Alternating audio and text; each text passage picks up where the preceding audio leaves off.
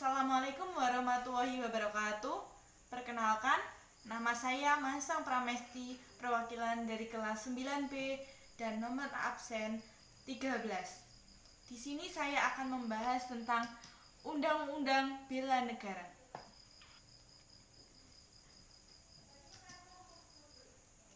Sebelum kita lanjut ke bab yang lebih mendalam untuk memahami bela negara, kita akan membahas pengertian bela negara.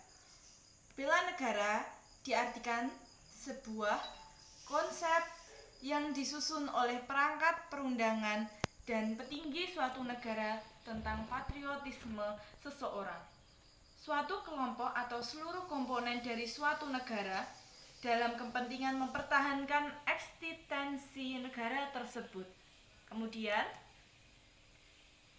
bela negara dibagi menjadi dua, yaitu bela negara secara fisik adalah suatu pertahanan menghadapi serangan fisik atau agresi dari pihak yang mengancam keberadaan negara tersebut.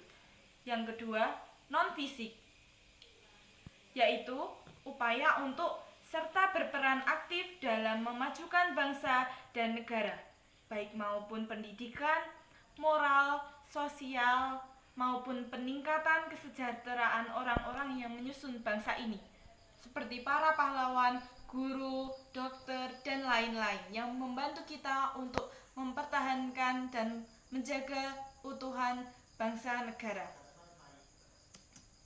Kemudian, unsur dasar bela negara dibagi menjadi 5. Yang pertama, cinta tanah air. Yang kedua, kesadaran berbangsa dan bernegara. Yang ketiga, yakin akan Pancasila sebagai ideologi negara. Yang keempat, rela berkorban untuk bangsa dan negara. Yang kelima, memiliki kemampuan awal bela negara, yaitu dengan semangat juang, toleransi sesama warga negara, dan menghargai sesama hak kemanusiaan dalam suatu negara. Kemudian, isi dari Undang-Undang Pasal 30 menyatakan bahwa tiap-tiap warga negara berhak dan wajib ikut serta dalam usaha pembelaan negara. Dan yang kedua, isi dari Undang-Undang 1945 Pasal 30 ini, yaitu syarat-syarat tentang pembelaan diatur oleh undang-undang. Jadi sudah jelas, mau tidak mau kita wajib ikut serta dalam membela negara dari segala macam ancaman, gangguan, dan hambatan, baik yang ada hambatannya itu baik dari luar maupun dari dalam. Selanjutnya,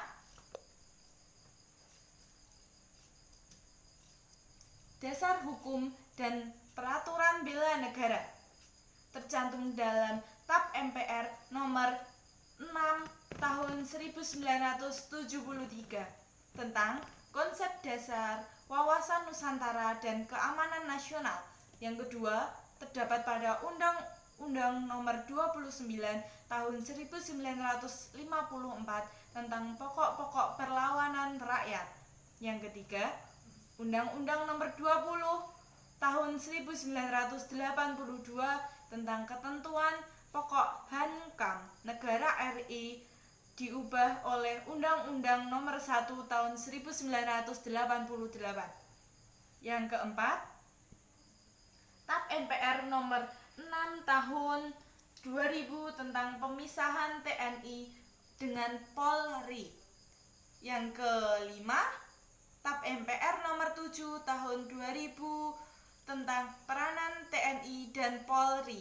Yang keenam, amandemen Undang-Undang Dasar 1945 Pasal 30 ayat 1 sampai 5 dan Pasal 27 ayat 3. Yang terakhir, Undang-Undang nomor 3 tahun 2002 tentang pertahanan negara, landasan hukum bela negara kita. Kemudian kita akan membahas tentang Undang-Undang Nomor 3 Tahun 2000 tentang Pertahanan Negara Landasan Hukum Bela Negara.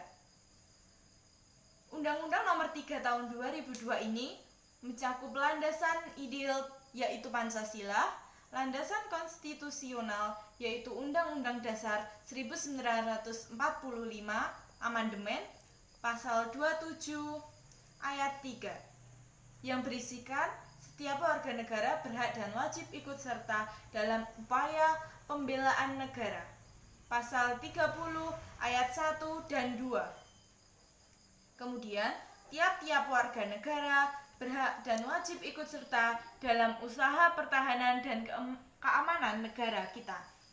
Yang selanjutnya, usaha pertahanan keamanan negara dilaksanakan melalui Sisdhamkamrata. Apa itu? Sisdhamkamrata. Apa itu? Apa yang disebut dengan Sisdhamkamrata? Yaitu TNI sebagai komponen utama dan rakyat sebagai komponen pendukung dari TNI tersebut. Kemudian, berisikan landasan operasional, yaitu Undang-Undang Nomor 3 Tahun 2002. Yaitu lihat pengertian bela negara, wujud negara, dan wujud dari bela negara yang tercantum dalam Undang-Undang Nomor 3 Tahun 2002. Selanjutnya, kita akan membahas tentang wujud bela negara yang tercantum dalam Undang-Undang Nomor 3 Tahun 2002, yaitu pelatihan dasar kemiliteran secara wajib. Yang kedua, pengabdian sebagai prajurit TNI secara sukarela. Yang ketiga, pengabdian sesuai profesi. Kemudian, contoh-contoh dari bela negara. Yang pertama, melestarikan budaya. Yang kedua, belajar dengan rajin bagi para pelajar. Tentunya para pelajar yang masih akan menjadi generasi muda yang akan meneruskan perjuangan-perjuangan pahlawan-pahlawan bangsa kita. Tentu mempertahankan lebih sulit daripada mencapai suatu kemerdekaan tersebut. Karena mempertahankan kita membawa beban yang sangat berat di pundak kita sebagai generasi muda anak bangsa. Kemudian yang ketiga, taat akan hukum dan aturan-aturan negara adalah arti penting dari pembelaan pada negara, seperti mentaati aturan-aturan pemerintah yang berlaku, tidak melakukan demonstrasi secara besar-besaran oleh para generasi muda yang seharusnya tidak patut untuk dilakukan oleh para remaja dan pelajar yang hanya bertugas sebagai mahasiswa yang tugasnya belajar untuk membanggakan negara kita nantinya. Kemudian, sekian, terima kasih. Saya ucapkan mohon maaf apabila ada salah kata.